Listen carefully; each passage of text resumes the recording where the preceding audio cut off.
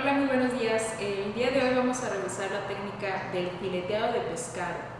Esta técnica en realidad lleva algo de tiempo, algo de práctica y es necesario que ustedes presten demasiada atención. Lo primero que les voy a explicar es qué utensilios vamos a ocupar para nuestro despiezado o fileteado de pescado.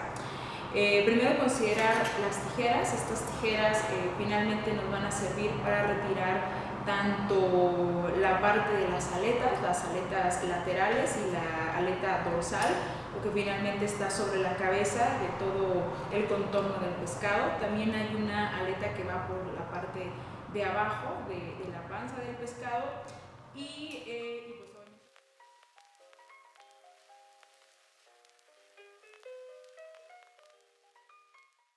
pues, ¿no?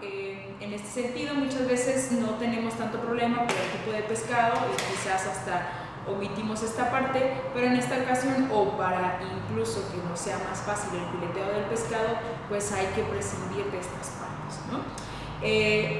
Por otro lado, tenemos también el cuchillo filetero. Este cuchillo filetero es el que hemos estado ocupando para otro tipo de proteínas. En realidad sabemos que es un cuchillo que tiene cierta elasticidad.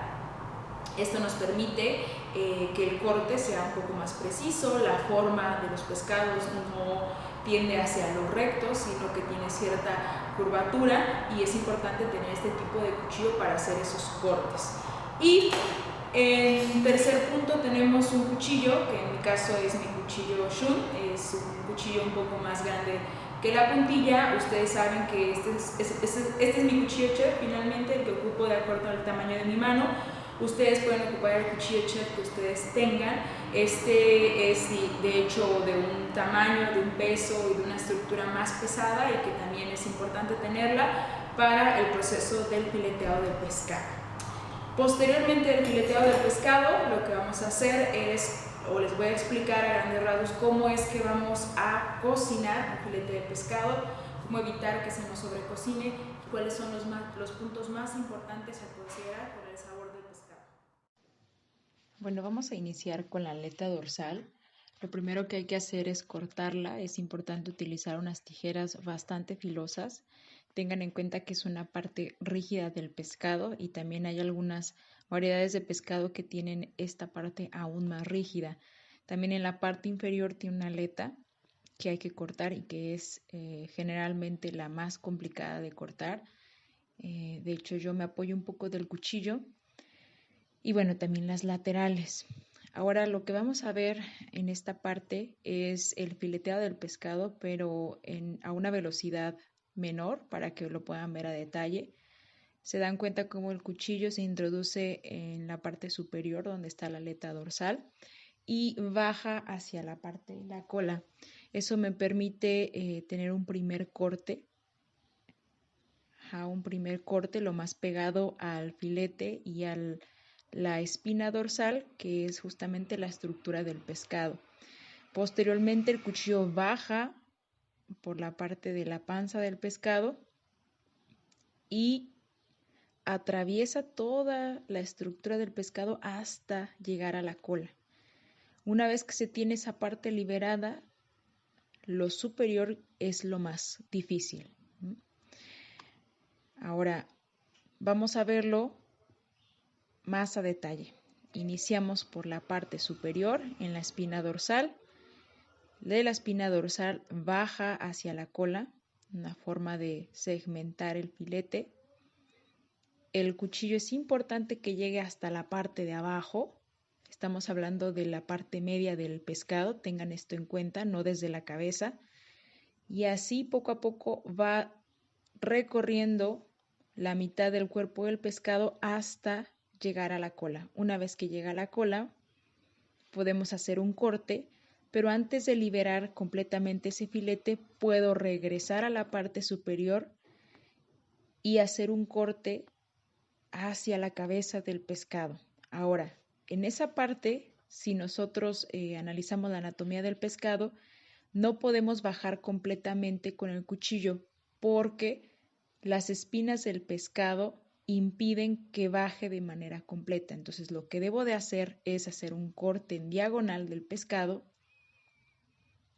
de forma que pueda tener más liberado el filete. Y una vez que tengo liberado el filete, entonces sí, voy a desprender el filete y voy a irme con mucho cuidado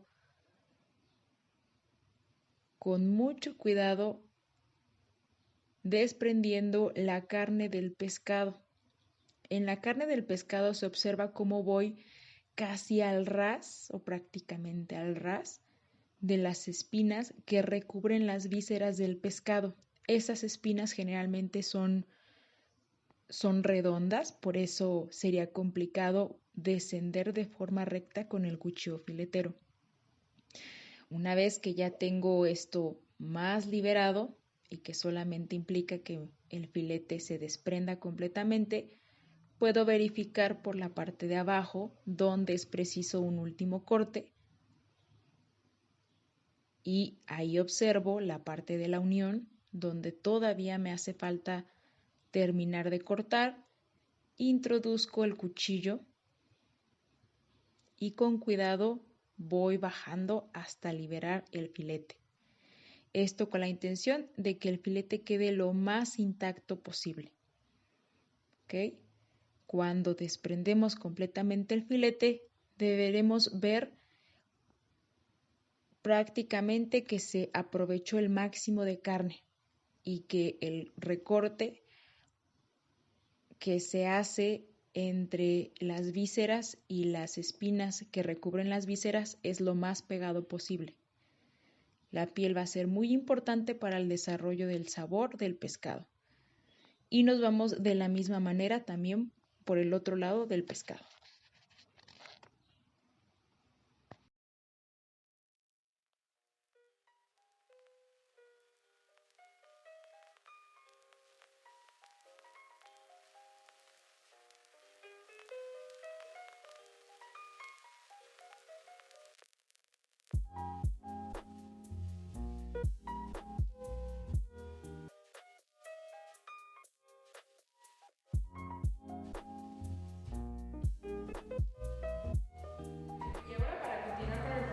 Vamos a empezar a cuadrar nuestros filetes. Algo que es importante comentar y que también ustedes van a poder encontrar en el libro de Harold McGee es el hecho de que un pescado fresco sí debe de tener un aroma muy intenso a hojas aplastadas, este aroma muy dado hacia lo verde, hacia la clorofila. Es en el caso de los pescados frescos. Para nosotros va a ser difícil encontrar un pescado fresco, entonces la mayoría de estos pescados ya tienen un aroma que tiende más hacia la urea, el pescado que ya está en un proceso de descomposición. Es muy raro, de hecho, que podamos encontrar estos aromas. De hecho, Harold McGee comenta que en algunos de los casos, si el pescado es demasiado fresco, pues también va a tener aromas hasta pepino. En mi caso, me gustaría que estos filetes solamente se cuadraran para preservar su misma forma. No es necesario quitarle demasiada carne, basta con un poco, solamente para delimitar. ¿Okay? Solamente para delimitar y mantener un poco más su forma.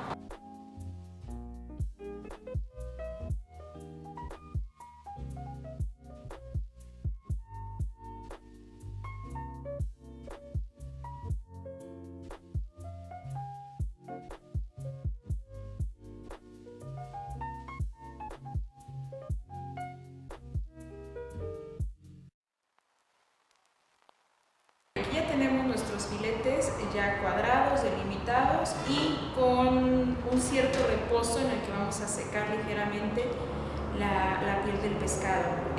Recuerden, como he mencionado, que la piel del pescado está repleta de colágeno, entonces por ende yo requiero que siempre se mantenga con un aspecto un poco más seco. Y lo que me interesa también es solamente salar la parte de la carne del pescado. Entonces voy a hacer una salmuera igual en forma directa, solamente por el lado de la carne, y la piel la voy a mantener ya sea en un baño seco o con una toalla para secar que no se deshaga tan fácilmente, que sí pueda absorber la humedad sin que se nos pegue a la piel del pescado. Entonces he terminado de sazonar y de este lado tengo mi sartén. Mi sartén lo voy a calentar. Recuerden que para hacer la técnica del basteado siempre voy a calentar previamente mi sartén. Ahora, en la técnica de pescado en realidad no es necesario esperar hasta que nuestro sartén esté completamente caliente. Y les voy a explicar por qué. Voy a mantener el sartén lo más bajito que se pueda y mientras se va calentando, este es el punto muy bajito, y en el punto en el que se va calentando yo voy a iniciar por la parte de la piel del pescado. Con esto quiero lograr dos objetivos. Generalmente la piel del pescado tiene mayor cantidad de grasa que la carne. Entonces, una vez que se empieza a disolver esa cantidad de grasa que recubre la piel del pescado, entonces también va permeando, va permitiéndole que se caliente la carne del pescado y que llegue a un punto. Entonces vamos a iniciar. Sartén en frío y añadimos nuestro pescado. No debo yo de escuchar ningún sonido de que esto está demasiado caliente, de hecho está bastante frío, entonces solamente aquí presiono que toda la superficie del pescado haya quedado en la base del sartén para que se vaya calentando. Bueno, y aquí nos vamos con cierto detenimiento. La idea es que el pescado pueda quedar completamente crujiente del lado de la piel. Esto es necesario darle cierto tiempo. Es esencial que el teflón sí sea un teflón lo más nuevo posible, porque de otra manera sería difícil para nosotros estar moviendo constantemente el pescado. De hecho, aquí mismo en el video se observa cómo es un tema que me costó un poco de trabajo. Ahí justamente se observa. Sin embargo, lo que yo hice fue esperar a que la misma grasa de la piel del pescado empezara a soltar, pues sí, ciertos aceites para que el mismo pescado se fuera despegando y esto me permitiera estarlo moviendo. Si se dan cuenta, no añado una mantequilla antes. Añadir una grasa antes implicaría incluso que la temperatura se eleve con mayor rapidez y bueno, no es lo que estamos buscando. Estamos buscando que el producto se mantenga. Ahí les comenté acerca de los 50-55 grados centígrados de temperatura interna, lo que pues sí implica que estemos muy al tanto de que no se nos pase de cocción. En ningún momento en esta cocción vamos a voltear el pescado. De hecho, la intención es de que el producto nos quede en una forma muy melosa, muy suave, con una textura bastante quizás hasta, ¿cómo decirlo? Una textura que se deshace sin necesidad de que se vea un producto seco. Es una técnica que quizás lleva algo de tiempo. Aquí pues obviamente el video está un poco lento o lo hice lento para ir comentando estas situaciones. Una vez que está crujiente la piel, entonces sí ya vamos a añadir la grasa, ya sea 1 o 2 cucharadas de mantequilla para empezar el basteado. Tenemos algunos elementos aromáticos como en el caso del ajo, el tomillo puede ser también o en mi caso pues puede ser un poco de romero. El basteado pues ya me permite también que el filete empiece a resbalar de mejor forma, ¿no? Y se va bañando lentamente, procurando que no se sobrecocine.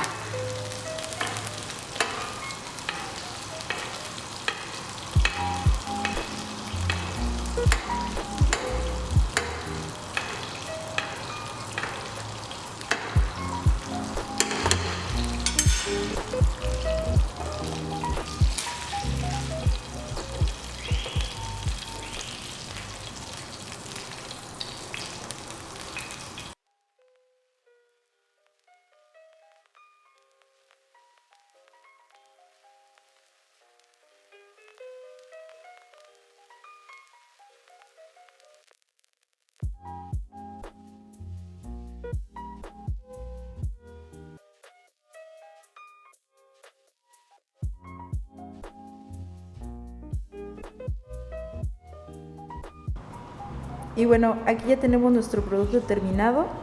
Esta es la costra que se le forma tras la reacción de Maillard a la piel del pescado. ¿Okay? Aquí se puede ver muy bien, tratando de enfocarla. En realidad esta es la única parte del pescado que yo necesito pardear.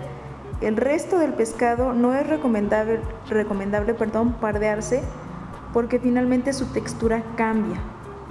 Entonces, por ejemplo, de este lado, donde yo ya cambié, o más bien deshice un pescado que ya había cocinado, lo que quiero es que observen cómo en la parte de la carne sigue jugosa, ¿no? La carne prácticamente se deshace. En la parte de abajo, obviamente, el pardeado no está presente, ¿no? Es importante que ustedes lo tengan en cuenta cuando trabajamos con pescados. La parte del pardeado en la parte de abajo no está presente, ¿no? En el caso de esta otra pieza, si se enfoca un poco, igual la parte de abajo no está pardeada, ¿no? Solamente tiene algunas trazas de la mantequilla avellanada. Y esto es todo, ¿no? Esto iría directamente a plato. ¿Okay? Esto queda lo más crujiente y sabroso posible.